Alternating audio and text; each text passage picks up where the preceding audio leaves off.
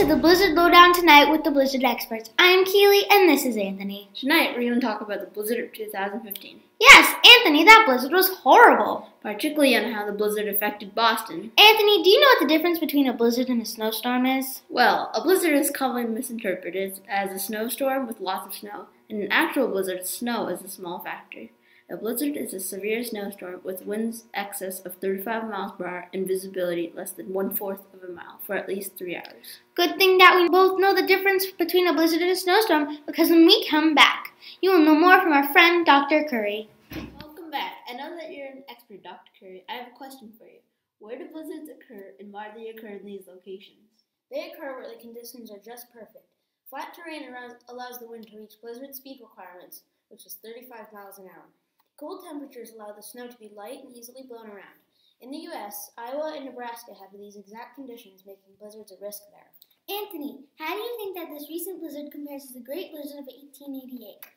Gee, that's a tough one. Let's ask our expert. Great idea, Anthony. What do you think, Dr. Curry? The Great Blizzard of 1888 did not have as much snow as we did in this recent storm.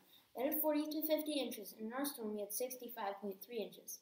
I know one of the differences that we had was that in the Great Blizzard of 1888, 400 people died. Since we have more recent technology, only 24 people died in this recent storm. That is horrible. Thank goodness we have better technology. In the Great Blizzard of 1888, 200 ships sank because of those furious winds and this powerful blizzard. The recent blizzard affected all of New England and lasted 3 days. Some people were snowed in, others were stuck out in the roads and required rescue from local emergency crews. The government sent over 50 snowplow trucks from states as far away as Pennsylvania and New York to help out. The governor was also forced to call a state of emergency early on in the storm. Thanks, Dr. Curry, for all of that great information about the two blizzards. Coming up next is an interview that Keely did last week with Governor Frank Wilson. Today I am out here with the Massachusetts Governor, Frank Wilson, to discuss how the government assists with the cleanup during and after a blizzard. The government plays a key role in dealing with disasters such as blizzards. There are many factors to consider and many decisions that need to be made on behalf of the people of Massachusetts.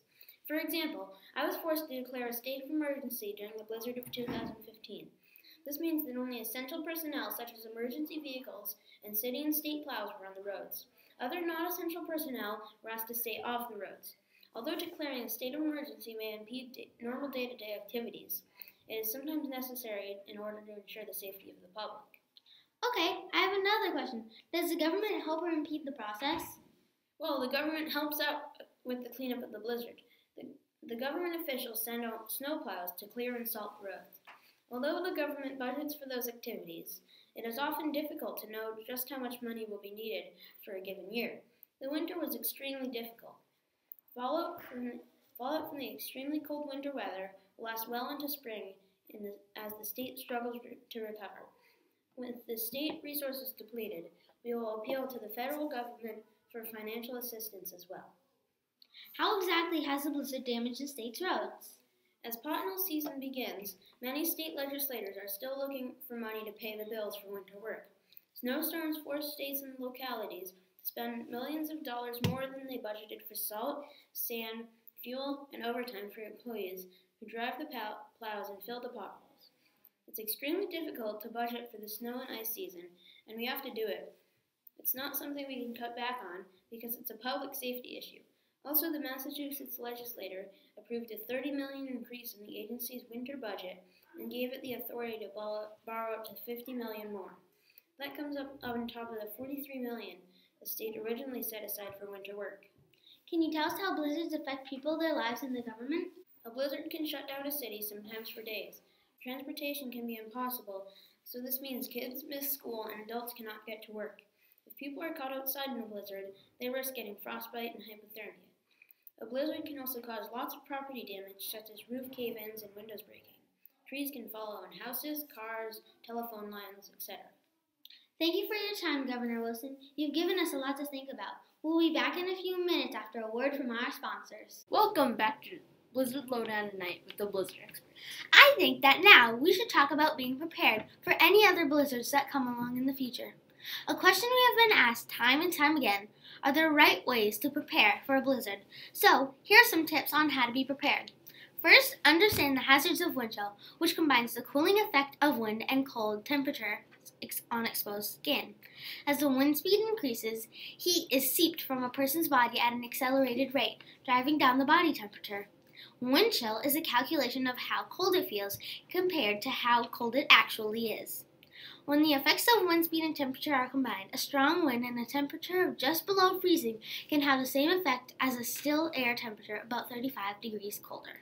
Service snow removal equipment before snow season. Equipment should be available for use if needed. Maintain your snow removal equipment at a good state. Keep your car's fuel tank full for emergency use and keep the fuel line from freezing. Get training. You could take an American Red Cross first aid course to learn how to treat exposure to cold, frostbite, and hypothermia. Discuss with your family what to do if a winter storm watch or warning is issued. Choose one household member as a winter storm preparedness leader. Have him or her discuss what to do if a winter storm watch or warning is issued. Have another household member say what he or she would do if caught in or outside of a vehicle during a blizzard. Everyone should know what they have to do in case of all family members are not together. Discussing blizzards ahead of time can reduce fear and anxiety and let everyone know what to do during a blizzard. And those are just a few tips on how to be prepared. Just in case you didn't catch it, here are them as an infographic. Welcome back. Learning about blizzards from Dr. Curry has inspired us. Anthony and I recently spoke with Dr. Curry about one particular problem that troubles us. Yes, we know how much cities like Boston are affected by this overwhelming amount of snow and wind. It's a challenge to clear large amounts of snow that accumulate on subway tracks, making it unsafe to travel. We met with Dr. Curry and came up with an idea to help deal with this problem.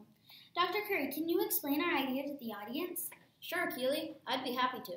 We researched this method cities currently use to clear subway tracks. There are huge snowblowers that launch the snow onto the sides of the tracks, but then the snow slides back on. There are de-icer cars that spray the tracks with de-icer. Then the idea hit me. Find a more effective way to keep the subways in Boston moving. We spent weeks thinking of ideas. We thought of using snowblowers, but instead of blowing the snow off the tracks, we'd suck the snow into snowblower cars. These cars first blow hot air onto the tracks to melt the ice and soften the snow.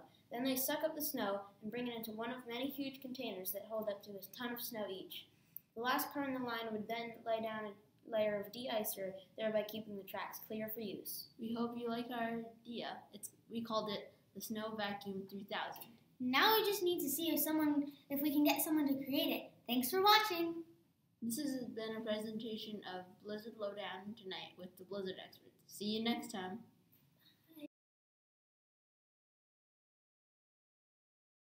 This has been a Quiet on Set production.